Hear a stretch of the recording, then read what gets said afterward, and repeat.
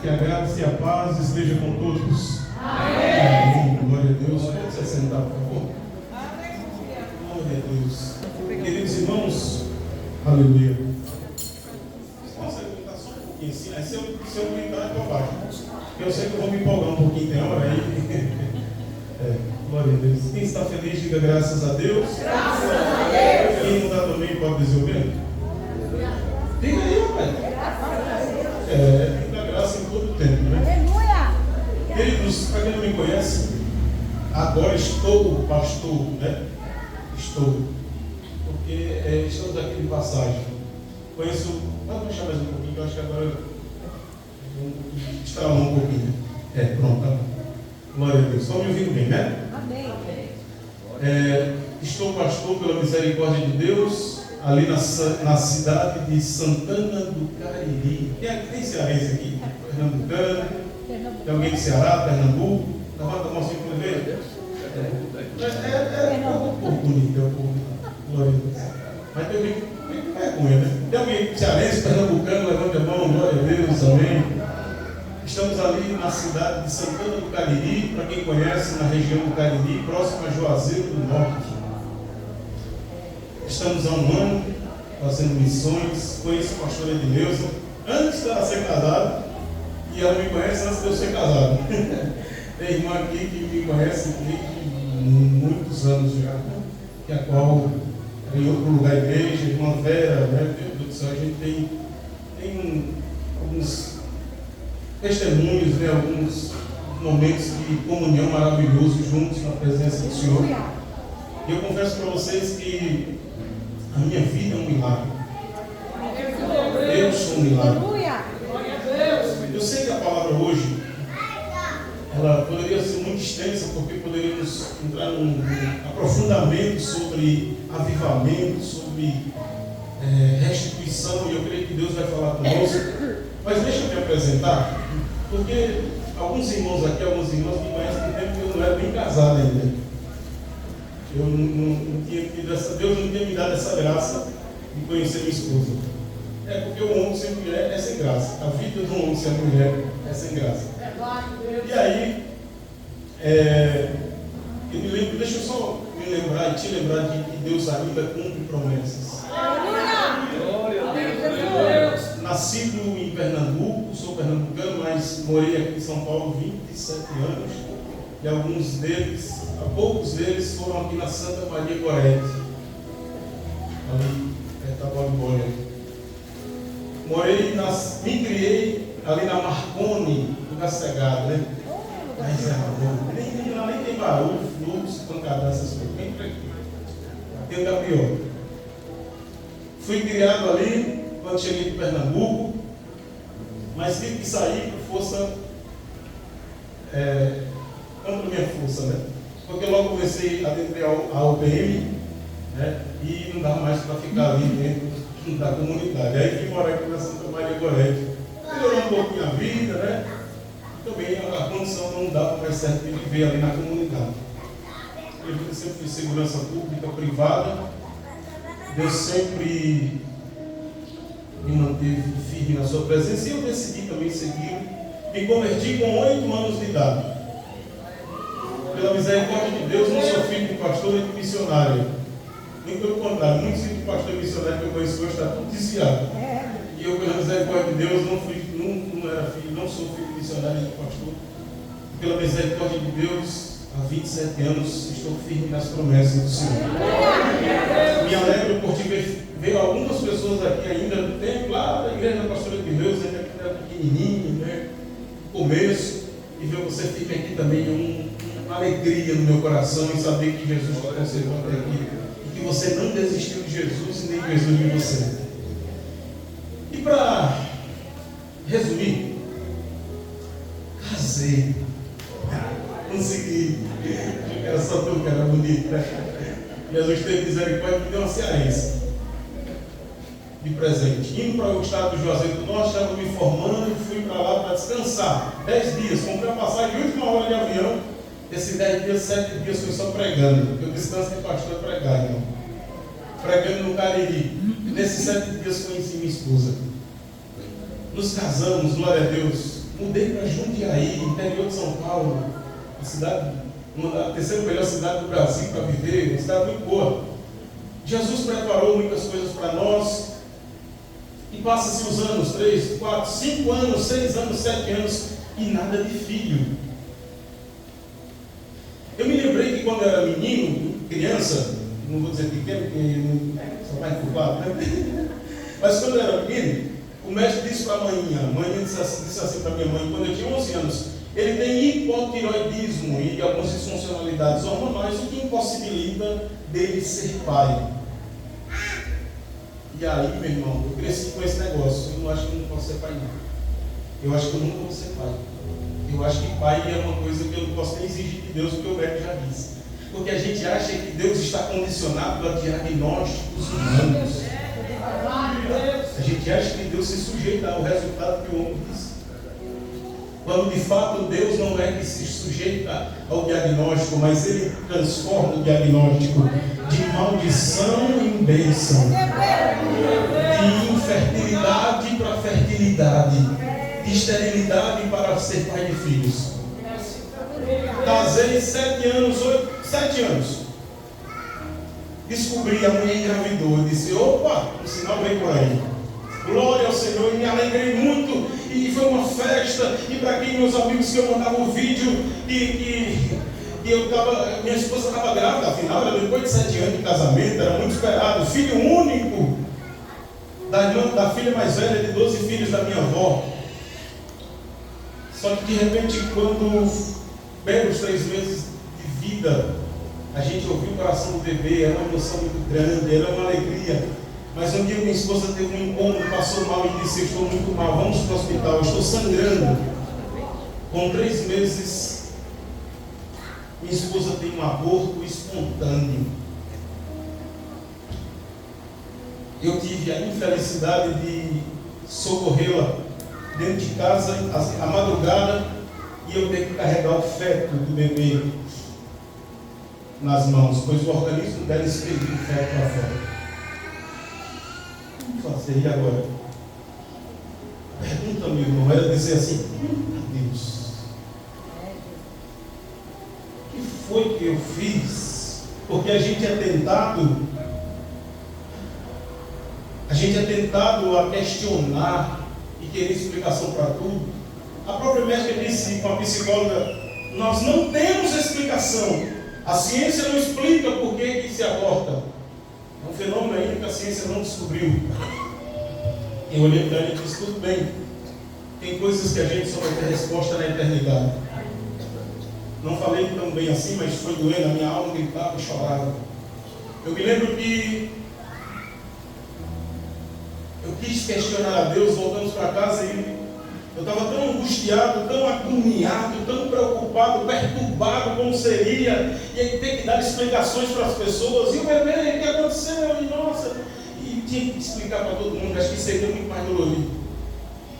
E no momento de dor e aflição, a minha alma gritando a Deus por socorro e querer perguntar, por que Deus? Porque tem gente que não quer, e tem, e joga fora, e mata.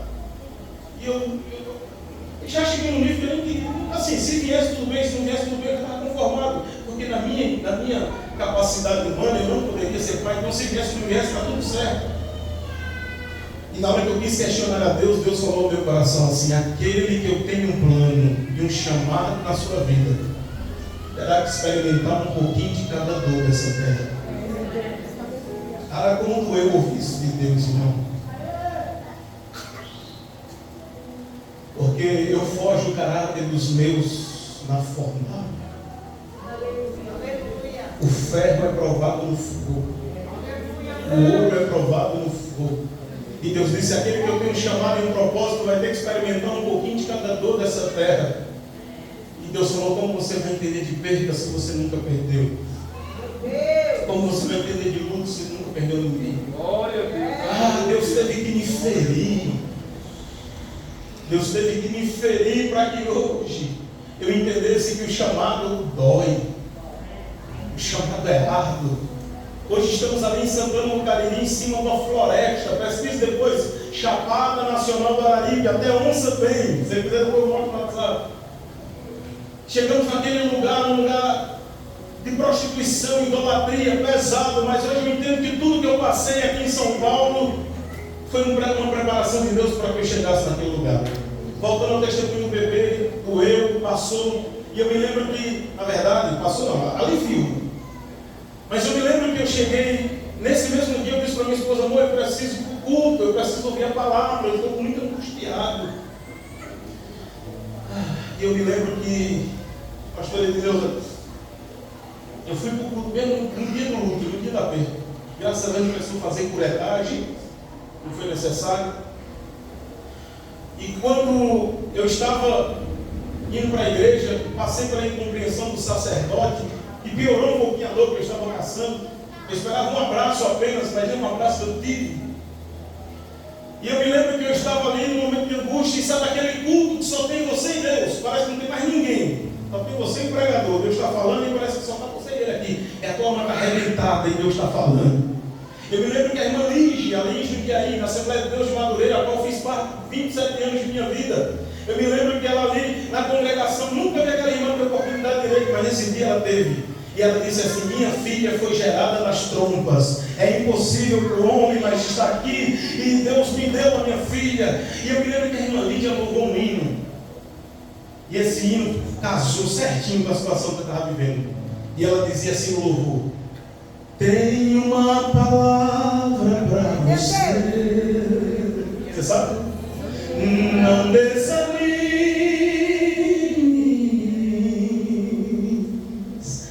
tudo que você pediu a Deus, você sabe lá? Já está vindo.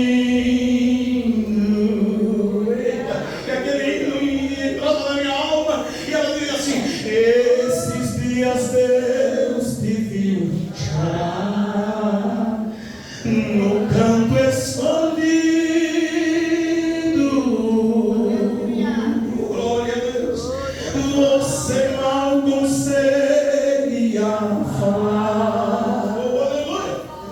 Deus só ouviu teu gemir. Parecia que só tinha eu e irmã Lídia no culto. E Deus dizia assim na boca dela através do louvor: mas o Deus que me enviou aqui sabe de tudo. Aumenta aí, você vai sentar a tua voz. Ele me mandou falar que vai mudar seu rumo. Arrebentada, mas ele está enviando consolo para tua. E no meio da dor Deus dizia assim: enxugue essas lágrimas do rosto, Wesley, e tenha calma. E o céu dizia para mim assim: vai passar. Parecia que não. Eu sei que essa luta logo vai passar. Está doendo, mas não vai parar. Não deixa, não deixa.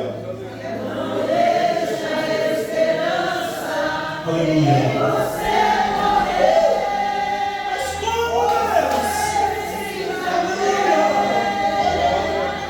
Vai chegar a solução para tudo que te aconteceu. Você vai ter de volta o que você perdeu. Olha só. Mas não, posso descer? Meu amor de Deus.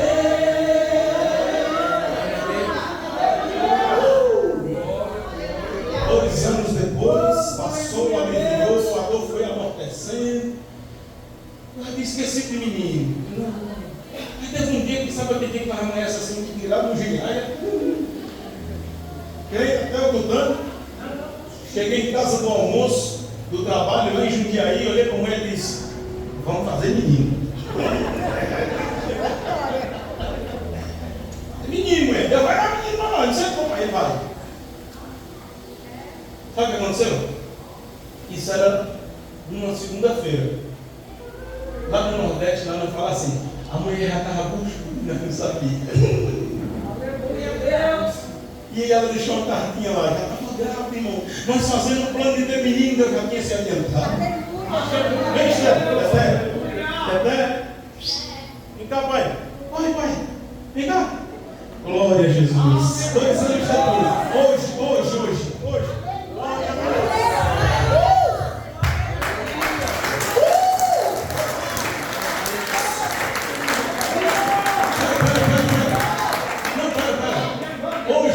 Hoje, dia 8 de janeiro de 2026.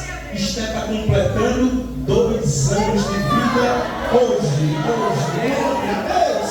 Aleluia. Agora povo com gosto ao Senhor.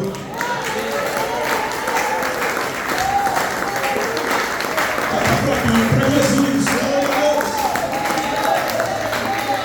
a Deus. Ele faz a mulher solitária habitar entre filhos. Ele faz a mulher estéril da luz. É Deus, irmão. O que você tem colocado na mão do Senhor que para você é impossível? Para mim era impossível ser pai. Mas Deus realizou o nosso sonho. Se eu pudesse terminar a pregação aqui, eu já teria ido embora satisfeito. Rapidinho. Precisava contar porque eu vou nessa Esther. Hoje ela faz 2 anos. Eu precisava contar esse testemunho. A irmã Vera, a pastora Edileuza, me conheceu bem antes de ser casado. E hoje está aí essa bênção. Esther Emanuele. Alegria da casa. Que darei ao Senhor por todos os benefícios que Ele tem me feito. Disse a missionária Lídia. Agradeço a Deus pela vida dela, pela vida da pastora. A missionária Lídia nos trouxe. Estamos aqui de passagem. Eu até domingo vai ser correria pregando. Aí da semana que vem tem mais. Dia 20 estou retornando para o Ceará. Mas estou muito feliz porque Deus tem cumprido propósitos nesse lugar. E o nome do Senhor tem sido glorificado. Agradeço a pastora Edileuza pela confiança, o pastor Marcos, e é muito bom estar aqui com vocês. Joel, capítulo de número 2, versículo número 25, vou ser bem rápido. Mas precisar contar esse testemunho porque não há nada impossível para o nosso Deus. Eu não sei o que você tem colocado diante do Senhor e você tem achado que é impossível. Eu não sei o que você tem dito para Deus. Deus, olha, isso para mim é impossível, não tem como. Não existe nada impossível. Somente se mantenha firme na sua presença. Seja fiel a Ele. Mas Deus está doendo, eu estou chorando, a luta é grande, não vejo solução, não vejo saída, não vejo luz no fim do túnel. Ele é a luz. Não é uma luz no fim do túnel que vai te salvar, é a própria luz. Há momentos que estamos numa tempestade e aí a gente espera que Deus vai mandar socorro de diversas formas.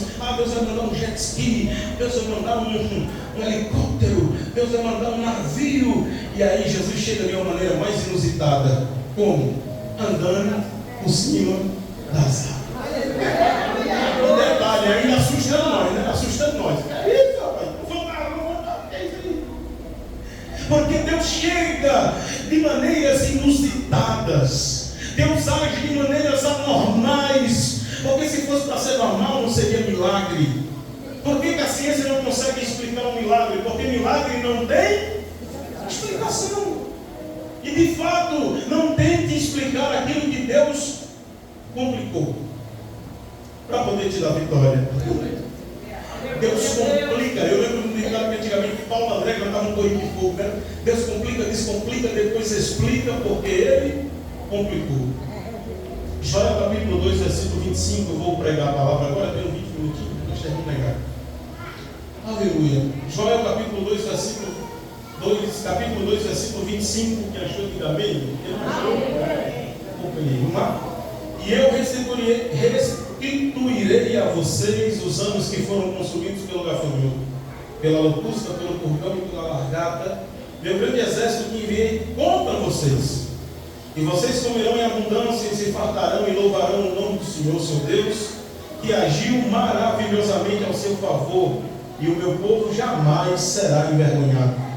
E saberão que eu estou no meio de Israel, que eu, Senhor, o seu Deus, e não há outro, e o meu povo nunca mais será envergonhado. 28 diz: e acontecerá que depois derramarei do meu espírito sobre toda a carne. Os vossos filhos e as vossas filhas profetizarão, os vossos velhos sonharão e os vossos jovens terão visões. Eu também derramarei o meu espírito sobre servas. Naqueles dias mostrarei prodígios no céu e na terra, sangue, fogo e coluna de fumaça. O sol se tornará em trevas, a lua em sangue, antes que venha um grande e temível dia do Senhor. E acontecerá que todo aquele que invocar o nome do Senhor será salvo. Pois no monte de Sião e em Jerusalém estarão os que tiveram sido salvos, como o Senhor prometeu, e entre os remanescentes aqueles a quem o Senhor chama. Queridos irmãos, eu não vou. Hoje é o primeiro dia da campanha. E responsabilidade, né? Obrigado. 12 dias, 12 quintas para 12. Você não lembra, não? 12 quinta-feiras. Assim, depois do disfarça, vê lá no status, lá quinta lá. Mas vamos lá. Querido, isso é muito rápido. Para quem conhece ou não conhece a palavra, eu vou dar um resumão, porque você vai ouvir isso repetidamente, talvez, nessas 12 quinta-feiras. Mas, resumidamente, Joel, o profeta Joel, é conhecido como o profeta do avivamento ou do Pentecostes. Deus o chama num contexto de grande seca e de uma grande praga de gafanhotos que devastou a terra, devastou a Judá. Isso simbolizando o grande e terrível dia do Senhor. Ele profetizou um avivamento, lá em Joel está profetizado o avivamento que se iniciou lá em Atos 2. Teve início lá em Atos 2, porém não terminou. A qual se cumpriu lá, mas não na sua totalidade. Por quê? Porque lá, os últimos versículos, vai falar que ali haveria sinais sobre o céu, o sol, fumaça, nuvem de fumaça, e outros, entre outros. Se você quiser saber, depois você dá uma lida lá. E aí, o que significa Joel? Joel significa Jeová, ou o Senhor é Deus. Joel foi um profeta, um porta-voz de Deus para o seu povo, um profeta menor, e não menor porque ele era menos importante. Eu não sei se já ouviu falar na Bíblia de alguns profetas menores. Profetas menores não é porque ele tinha pouca insignificância, ou era pequeno, ou era insignificante, ou algo do tipo. Não. O profeta Joel era menor porque as suas cartas, o seu livro, tem menos escritos e menos capítulos. Ou seja, ele escreveu pouco, ele escreveu menos. E aí Deus usa ele para alertar o seu povo, para trazer o seu povo ao conhecimento do que estava no coração de Deus. E de fato, perceba, quando a gente lê isso aqui, olha que interessante. A gente lê assim, vamos ler lá. 25, vamos ler 25? Vamos ler com calma, olha. Vamos ler todo mundo junto? 1, 2, 3. E os anos e o gafanhoto, e a locusta, e o purgão, e a lagarta, o meu grande exército que enviei. Ora, quem mandou a praga? Quem mandou a seca? Pois é. Não foi diabo, não foi o Satanás, o chifrudo, cabeça rachada, sei lá que não se dá para o campo.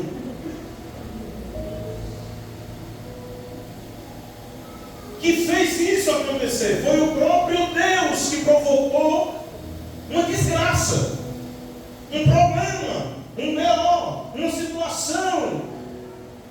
Claro, com um propósito. Joel foi um profeta onde Deus levantou para alertar o seu povo, o povo de Deus, a voltar a Deus, pois eles estavam se afastando de Deus, eles estavam se esquecendo dos preceitos, dos caminhos do Senhor, eles estavam se distanciando da presença de Deus, e aí Deus usa uma praga de gafanhotos e uma seca em Judá, como um sinal de juízo, e um chamado urgente, para que o povo acordasse, se alertasse, despertasse para o que Deus estava falando. Por quê? Porque Deus promete que se o povo se arrependesse e voltasse para o Senhor, e voltasse para o caminho do Senhor, e voltasse para Deus com um coração sincero, íntegro, humilde, Deus o ouviria. E aí Deus promete bênçãos. Porque muitas vezes, quando se ouve essa palavra, é muito fácil alguém pegar o microfone e dizer assim: olha, Deus vai restituir o que o teu inimigo tirou, Deus vai restituir o que o diabo te tomou. Mas aqui de fato o texto não é esse. O texto é: Deus, Ele está causando algo na tua vida, para que você reveja os seus conceitos, reveja onde você está firmado, em quem você está firmado, se de fato você está sendo crente de verdade, se você está sendo moralmente crente também, se você está andando com Jesus, se você está dando bom testemunho, se dentro da tua casa você é um crente de verdade, como é dentro da igreja. E aí Deus está causando uma situação, provocando você para mostrar aonde está firmada a sua fé. Porque eu já ouvi muito pessoas dizer assim: eu sigo a Jesus desde os meus 8 anos de idade. E eu já ouvi pastores falando assim: Deus está provando você para ver até onde você vai aguentar. Deus está provando você para ver até onde vai sua fé. Para mim isso não faz sentido, sabe por quê? Porque eu sendo Deus provando você, eu sou Deus, eu sou conhecedor do passado, do presente e do futuro.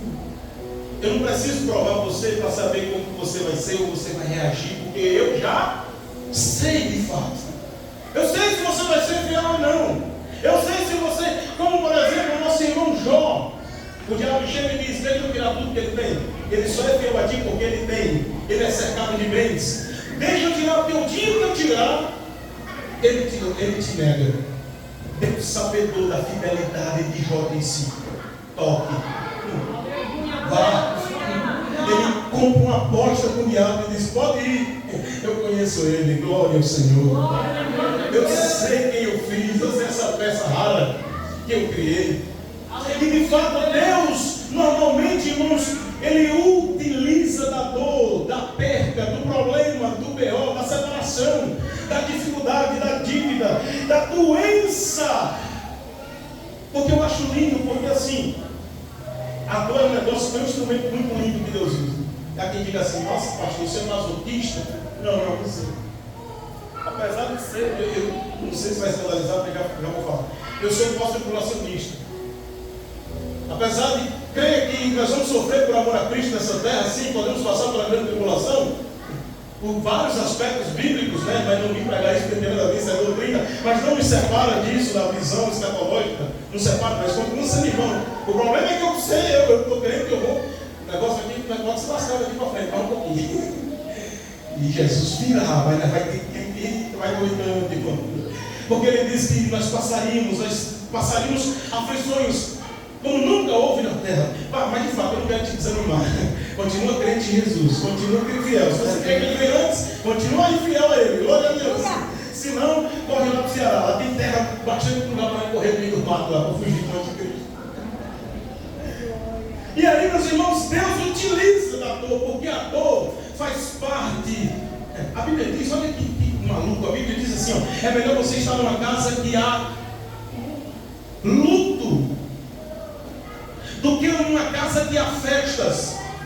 Isso na ótica humana é loucura. Como assim, Deus? É mão na hora, tá um negócio aqui,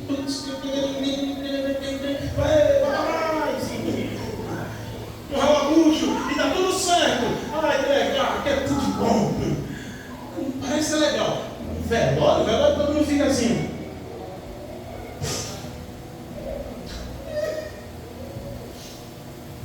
Aí o outro olha pro outro assim, não estão falando. Aí o cara pensa assim: daqui a pouco sou eu também nesse negócio. Ou Jesus poderia ser um parente meu, poderia ser um filho, poderia ser alguém. A gente pensa na vida, a gente começa a dar valor. Parece que a gente gente sai do velório assim, mais humilde, né? Mais espírito de orgulho, que a gente sabe que o paletó de madeira é a roupa que todo mundo vai vestir um dia. E de fato Deus usa a dor, Deus usa o problema, Deus usa a luta, Deus usa a perda para nos aproximar dele. Quer prova disso? Talvez não todos aqui, eu pelo menos. Deus usou uma dor da falta de paternidade para me atrair a sua presença e me firmar. Mas teve gente aqui que teve que ser moído por Deus. Tem gente aqui que quer ser quebrado. Um vaso assim, pegar e você tem até todo esse crente. Eu peguei crente, eu já tenho.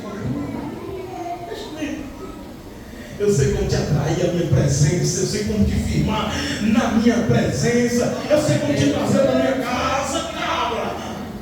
Você agora vai falar assim. Porque Deus é especialista, e eu já vos digo isso, agora não por vós, mas por aqueles que vocês têm orado.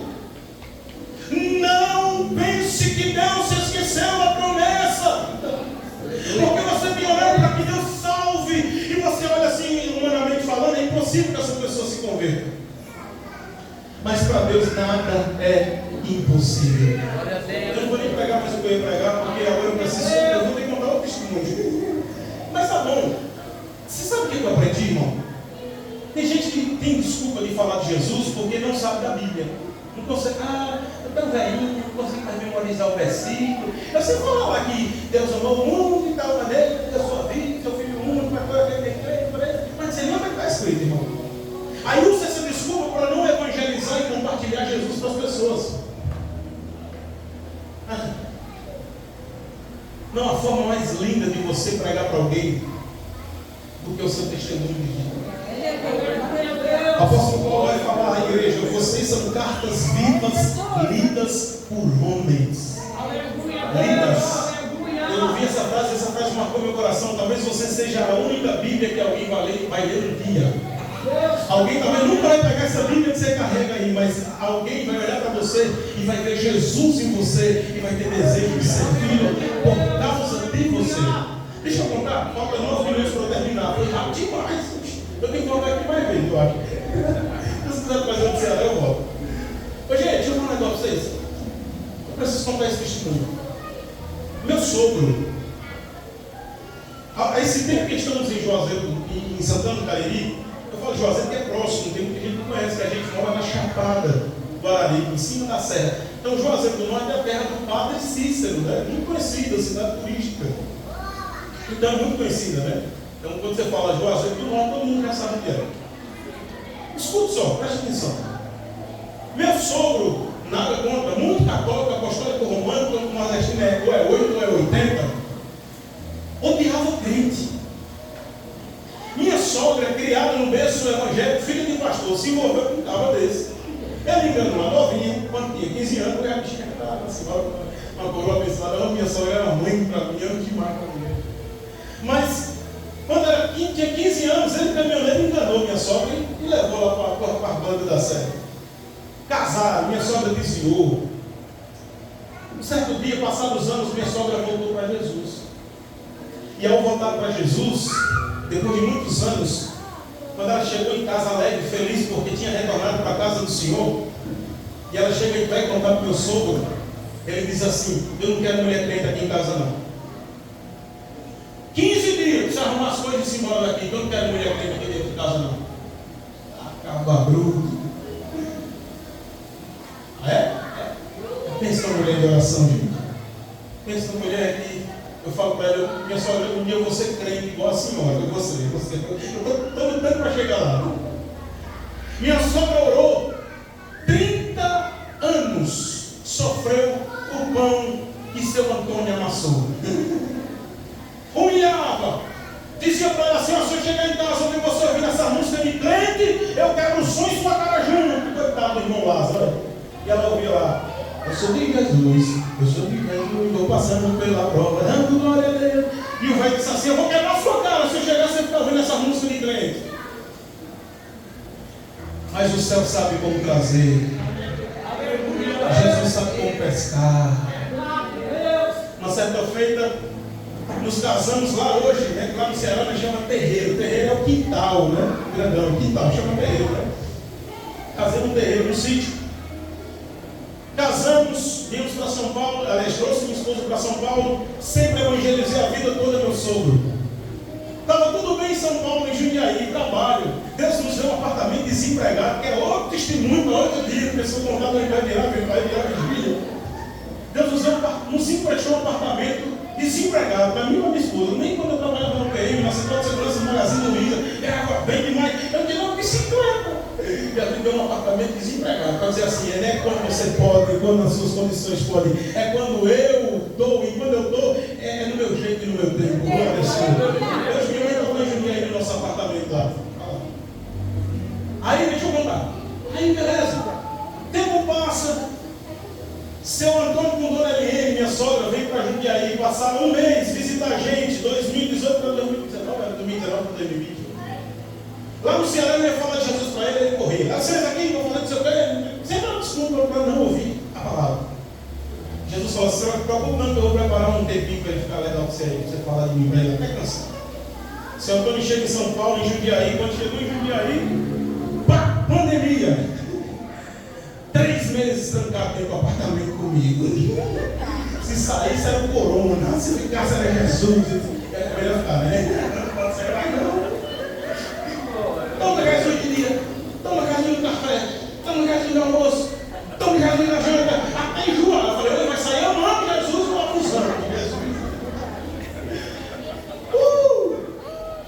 E parecia que nada fluía. Eu falava, Jesus, mostrar na Bíblia, olha aqui, meu sogro, é assim, Jesus falava assim, com carinho, com mansidão, você tem que ir para o inferno, né? Tem que tomar cuidado.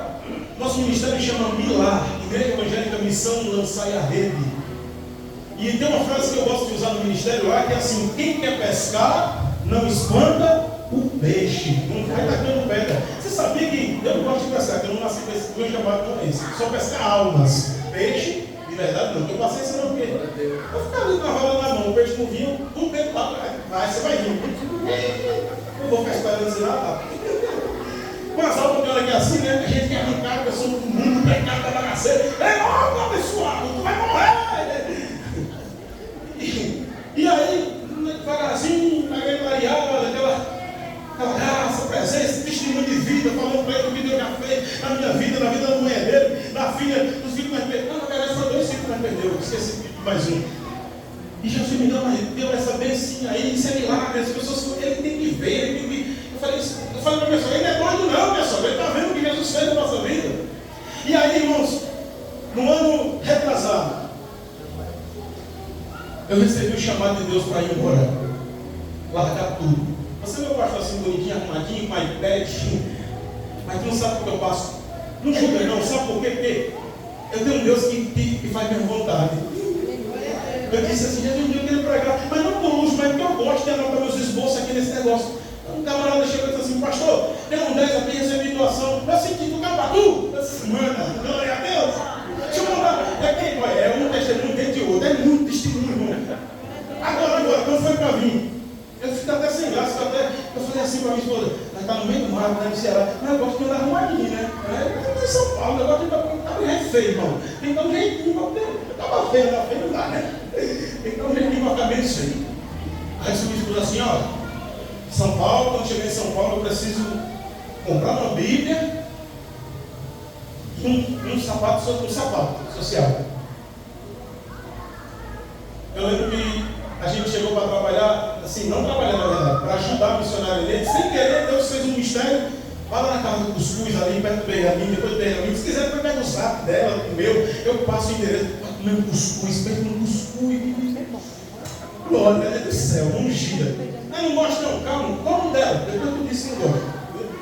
Aí sim, fui ajudar ela. Ela falou, pastor, não tem como me pagar. Eu disse, não, mas eu vou fazer ele de graça. No outro dia, um pastor amigo meu, sabendo que eu estava aqui em São Paulo, ligou para mim e disse assim, pastor, tu está aqui em São Paulo? Eu falei, estou. Ele disse, rapaz, vem aqui em casa que eu mandou te levar num lugar. E foi. Cheguei lá e disse assim, entra aí, vamos no carro ali, vamos ali. Meu irmão, ele levou eu numa loja. Eu me senti tão pobre. Eu olhei assim, os sapatos mais bonitos que o outro. Quando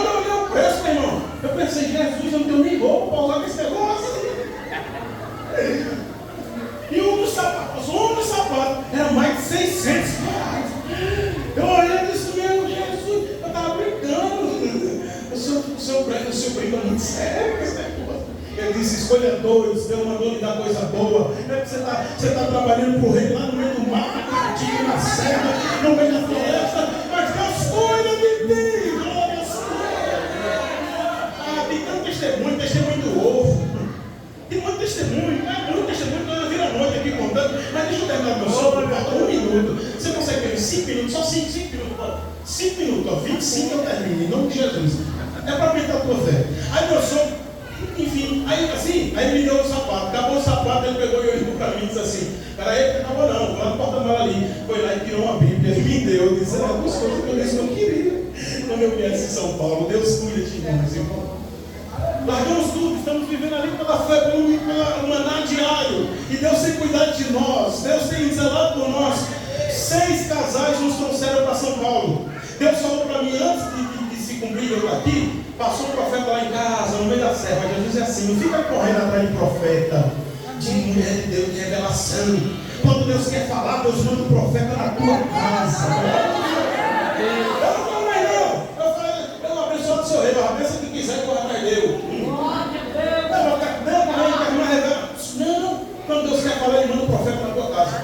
Na quinta-feira, Deus mandou um irmão lá na roça, chegou para mim e disse assim, pastor, Deus manda te dizer, isso é uma quinta, por esses dias, Deus vai chegar um convite aqui na tua porta, e Deus manda te dizer, vai, porque sou contigo, e estou eu cuidando de tudo, e vou te surpreender. No domingo de manhã, me ligaram, o pastor aqui de São Paulo disse, pastor, eu fui inaugurar a igreja, nós estávamos conversando com os irmãos aqui, todo mundo quer trazer você para pregar. Você vem? Glória a Jesus! A esperando, irmão, glória a Deus. Mas vamos embora. Já faz um dia que estamos aqui. Temos para passar 40 dias e já vamos embora dia 20. 5 minutos, é sério, é sério. É que eu preciso contar para meu sogro. Aí meu sogro, rapidinho, meu sogro, era impossível para a gente que ele se converteu. Homem bruto. Sabe que estava bruto, se arretado, que não queria conversar muito com ele, não. Chegou um certo dia, Jesus aqui em São Paulo falou para mim assim, larga tudo e vai para a terra que eu te mandar. Terra, não é seita, não vou mentir para você, nós não estamos no sertão, nós estamos na floresta. Passando para baixo é sertão, é seita. Quando a gente está. Quando eu falo isso, a gente fala assim, nossa, é verdade, lá faz frio. Quando a gente mora faz frio, é frio. É serra, região serrana. E aí chegamos ali, com 3 meses que estávamos ali fazendo culto, eu, minha esposa, meu sogro e minha sogra. Ele tem que participar, irmão, só que não é meu. Entrou aí na turma, irmãozinho, vai ter que ouvir. E aí começou a ver os cultos, muito sisudo, muito difícil. E Jesus mandava umas palavras. Eu sabia que era para ele, mas eu falava, só que tu não crê aqui, é tu mesmo. Certo aí. Deus está mandando. E era tremendo, e nós chorávamos, e Deus fazia uma obra, e Deus estava trabalhando. Daqui a pouco começou a dobrar o joelho para orar. Não. Tem que caminhar, né, Jesus? Glória a Deus. E daqui a pouco meu sogro, e nada de se converter. Eu faço o apelo, e sabe aquele apelo meio sem graça? Porque ele é um compreende, ele fica assim, aí, quer pegar sobre Jesus. E nada que eu sou. Eita, homem terrível. Aí chegou um dia, Deus manda alguém lá de Petrolina, Pernambuco. Ex-cantores da Gatinha Manhosa, que inclusive eu que ganhei eles para Jesus, 12 da banda Gatinha Manhosa. Quem é de lá do Nordeste sabe, Gatinha Manhosa. Não conheci lá no Nordeste. Sara Reis, a cantora Sara Reis. Inclusive foi eu que ganhei ela para Jesus. Né? No começo ali da fé foi eu que ganhei ela para Jesus em Salgueiro. E de repente a gente está ali, aliás, eu estou ali, ela me liga e diz, pastor, tu está onde? Tu está em Santana do Cariri? Eu disse, estou, vem aqui para nessa pipoca. Ela disse assim, rapaz, eu vou cantar aí na cidade, no dia do evangélico. Vai lá para nós conversar. Fui, resumindo, fui lá, no outro dia de manhã preparando um café, aquele café gostoso, que lá na roda tem galinha, tem porco, menino. Vai lá um dia para visitar, vai ter lugar lá, né? Bota a rede, você dorme. Quem quiser ir para lá, vai embora nos ajudar, visitar o missionário naquele lugar. Fica à vontade, se quiser, pega o telefone. Pastor, mulher, desce em Juazeiro do Norte. Desce lá, deixa o resto comigo que eu não pego. Aí, meus irmãos, de repente, a gente conversa, toma um café, eles vão embora. Alguns dias depois, meses depois, ele liga para mim e fala assim, pastor, nós sentimos que Deus ia aí visitar vocês. Eu disse, sim, mas não tenho dinheiro não para trazer vocês não. Vocês são muito caros. Eles são cantores. Ele disse, não, você está entendendo, Deus mandou nós ir aí. Quando ele disse isso, eu falei, tá certo, quando Deus mandou, tá mandado, aí fica mais fácil. De repente eles vieram, passando o tempo. Quando eles chegaram lá, irmão, pensa no culto que deu um pé d'água nesse dia. Antes do culto foi tanto impedimento, tanta luta, tanta disciplina. Mas eu estava no fundo do meu coração, Deus dizia assim: você não sabe o que está acontecendo, mas eu sei o que estou fazendo. De repente, para terminar, esse relógio daqui é flash. Troca a bateria, que vocês botaram foi aquela. Meu nome não? Não, é a alcalina, né? Aquela que já. Eita, eu perdi já meio 30 segundos. Sim, aí vai vendo. De repente, colocamos as cadeiras no terreiro, né? No quintal. Chama terreiro, não é macumba não, terreiro, quintal lá. É normal lá. E aí agora, como é que ele faz? Vamos fazer o culto. 7h20. Chuva, menino, água que estava na canela. Corre, foi para dentro de casa. E corre caixa de som. E de repente, pum, entra dentro de casa. O culto começou a rolar. Eu vou agora adiantar. Acabou. Fique de pé, eu vou terminar. Fique de pé. Eu sei que você quer terminar, eu sei que você queria ficar mais nervoso ainda, mas vamos embora. Aí, a gente terminar. Aí eu me lembro que, de repente, meu irmão, o culto está rolando, a presença de Deus está linda ali naquele lugar.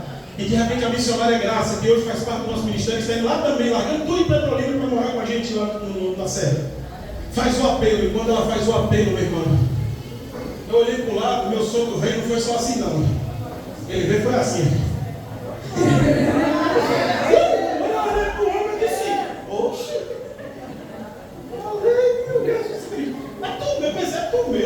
É miragem. Meu sogro se converteu, irmão. Levou a vida para Jesus. 3 meses depois, estava discipulando meu sogro e batizando ele nas águas. Juntamente, sabe com quem? Demontier, é um nome diferente, esquisito.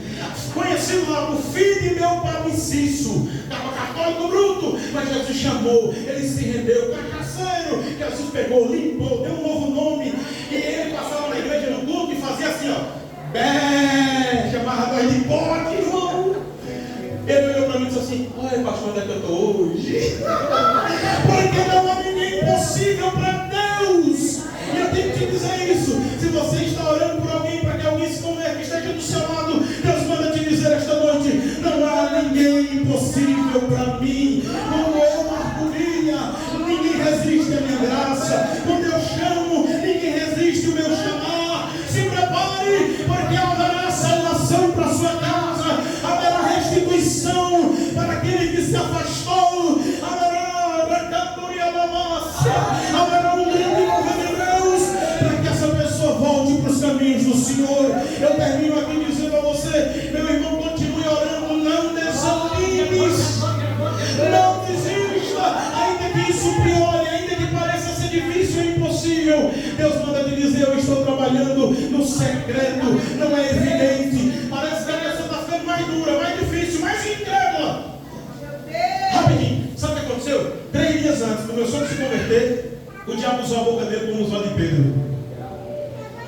Acabou o culto, ele entrou para dentro de casa com a minha sogra, ele olhou para a minha sogra e disse assim: está achando que você é crente? Eu nunca vou ser crente não! Pode ter seu cavalinho da chuva. 3 dias depois ele estava se convertendo. 3 meses